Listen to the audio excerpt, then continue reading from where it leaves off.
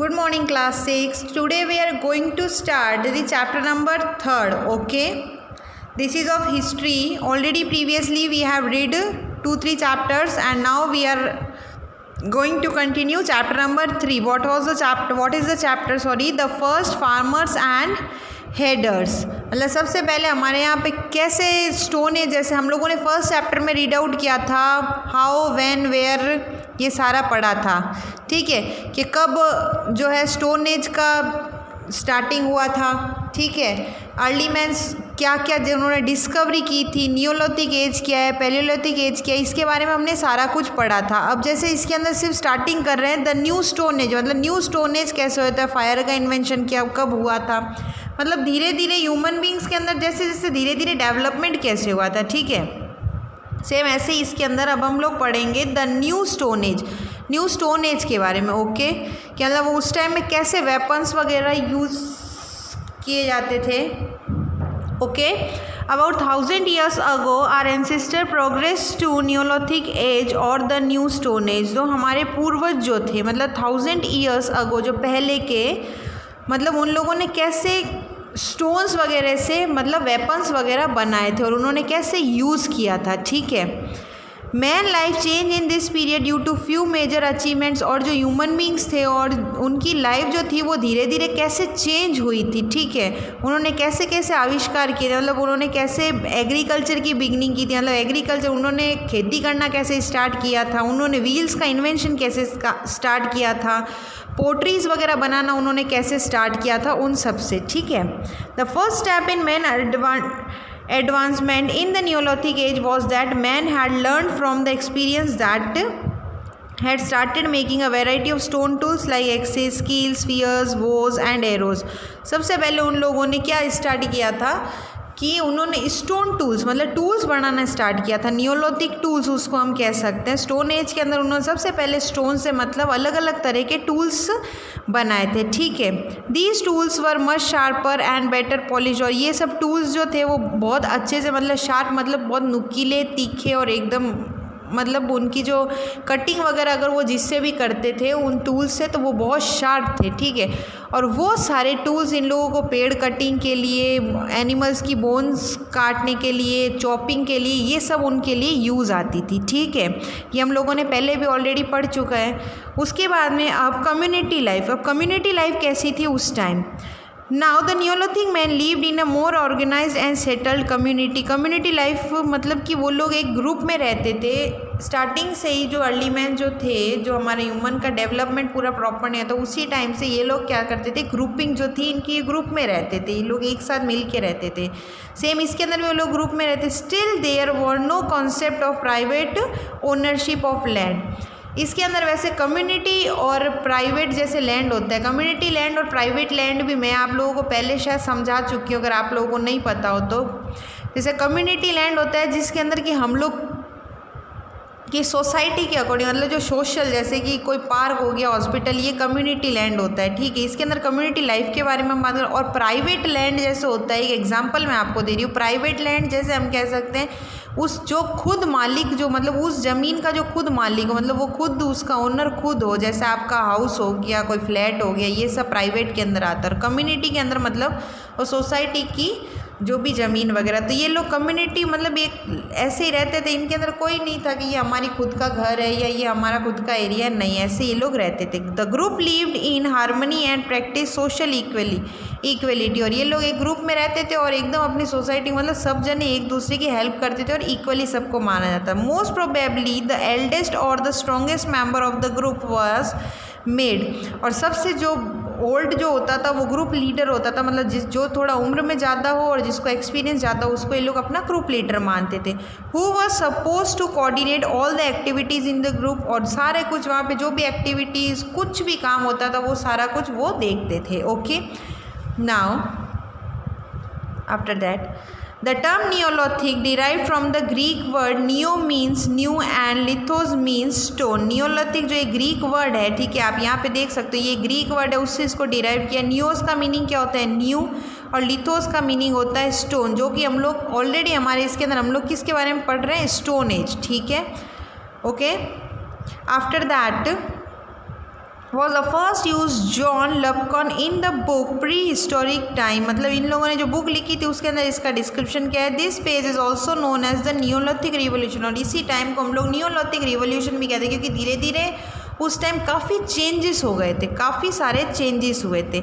Term coined by the very Gordon Childe in Gordon Childe in 1920 the highlight the revolutionary changes this period brought the change the way of the man। और इन्होंने क्या किया था, इन्होंने फिर से कुछ थोड़ा बहुत जो लिखा था, ठीक है, गॉर्डन चाइल्ड ने, उन्होंने इसके अंदर लिखा कि जो ह्यूमन बींग्स जो थे धीरे धीरे उन्होंने कैसे काफ़ी सारे चेंजेस किए हैं, ठीक है, मतलब काफ़ी सारे चेंजेस हुए ह्यूमन लाइफ में, लिविंग में, उनकी फार्मिंग में, मतलब हर चीज़ में, उनकी सोसाइटी में।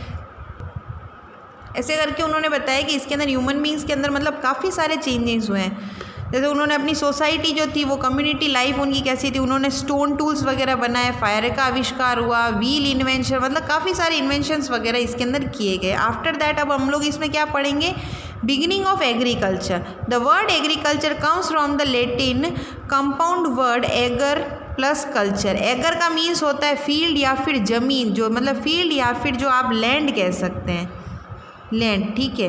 एगर मीन्स लैंड और field and culture means cultivation और फार्मिंग, जो मतलब आप वहाँ पे जो भी खेती वगैरह कर रहे हो उसके लिए, ठीक है।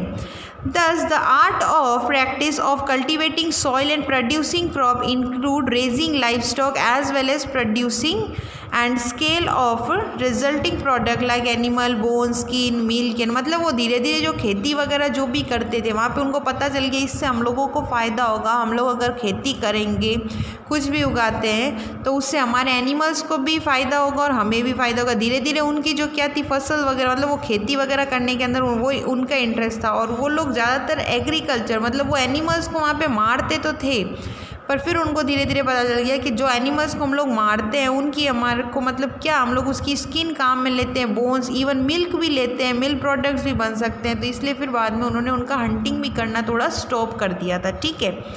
आफ्टर दैट नेक्स्ट हम पढ़ेंगे डोमेस्टिकेशन ऑफ एनिमल, मतलब एनिमल्स का domestication.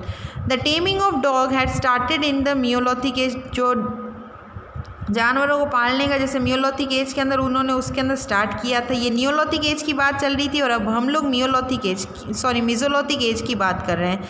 Man realise that instead of killing goat, sheep और oxen he could domesticate them. उन लोगों ने, मैंने अभी जस्ट यहाँ पे आप लोगों को बताया कि उन लोगों ने ये सोचा हम लोग जानवरों को मारने से अच्छा हम लोग उनको पालने लगे, ठीक है। Goats and cows gave he milk, क्योंकि गोट्स और जो काउ थी वो उनको मिल्क प्रोवाइड होता था उनसे। He use them for carrying goods from one place to another. और जो ऑक्सन्स जो थे, ठीक है, जो ऑक्स वगैरह जो होते हैं वो लोग उनके क्या काम आते थे, एक जगह से दूसरी जगह जो भी गुड्स वगैरह और जो खेत में हल वगैरह जो चलाते हैं उसके लिए भी उन लोगों को काम आते थे।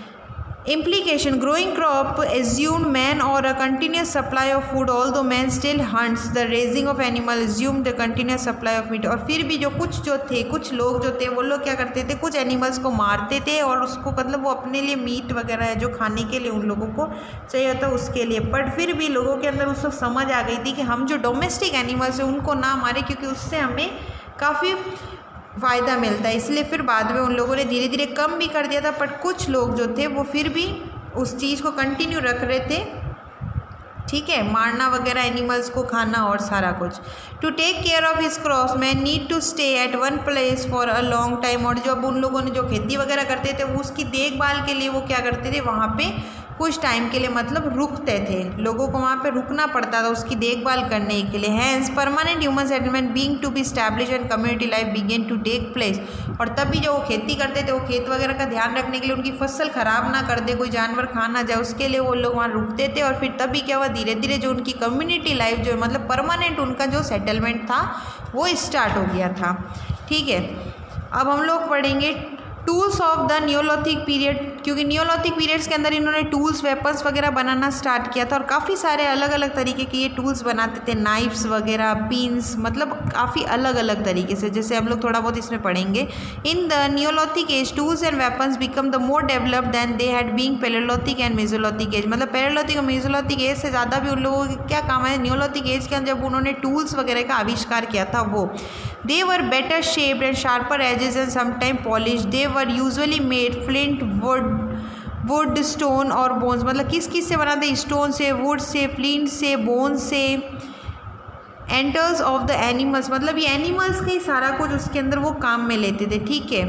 क्या क्या बनता था, axes, spears, harpoons, daggers and the sickles were some of the weapons made by Neolithic man. Tool include bow, needles, pins made and antlers and the knives for cutting and sharpening. They also made grinding stools, मतलब वो काफ़ी सारे ऐसे बनाते, मतलब कुछ animals को मारने के लिए वो बनाते थे, कुछ वहाँ पे मतलब जो पेड़ वगैरह काटने के लिए, कुछ खेतों में काम में ले, मतलब वो अलग अलग तरह के टूल्स जो थे, उन्होंने जब टूल्स का आविष्कार किया था वो उनके टूल्स बहुत काम आते थे, ठीक है। वो कुछ तो वो वुड से बनाते थे, कुछ ऐसे स्टोन से बनाते थे, मतलब अलग अलग तरह की वुड्स भी होती है, ठीक है। वो ऐसे अलग अलग लकड़ियों से वो बनाते थे, स्टोन से बनाते थे, एनिमल्स के बोन से बनाते थे, मतलब काफ़ी सारे वो बनाते थे टूल्स, और वो उनके बहुत यूज़ आते थे, ठीक है।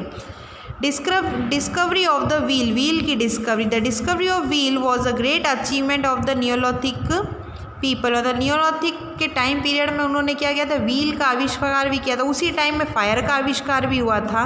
It is likely that a log or a stone rolling down sphere, मतलब उन लोगों ने ये आइडिया किया था कि मतलब एक कोई लॉग या कुछ था जो एक लकड़ी का ऐसा कुछ लॉग, आप लोगों को पता है जो एकदम गोल शेप में होता है, वो एकदम से ऐसे मतलब वहाँ रोटेट करते हुए आ रहा था, और तब किसी ने देखा कि तब ये ऐसे घूम के ये ऐसे गिर सकता है, ये आ सकता है, तो हम लोग इस पेड़ को काट के और हम लोग इसको व्हील का आविष्कार कर सकते हैं। और तभी उन लोगों ने उसका व्हील का आविष्कार किया, और फिर धीरे धीरे करके मतलब जो वो लोग देखते थे वो धीरे धीरे करके उसका वो अपने माइंड से उसका आविष्कार करते थे, ठीक है। It being to be use for making pottery, making heavy loads, और फिर बाद में उन लोगों ने ऐसा आविष्कार किया कि वो जो एनिमल्स जो उनका बोझ ढोते थे, उसके बाद उन्होंने उसी से लकड़ी से ऐसे शेप में उन्होंने व्हील्स वगैरह का आविष्कार किया, और ऐसे काट की तरह उन लोगों ने बनाया ताकि वो एक जगह से दूसरी जगह अपना सामान कैरी कर सके, ओके।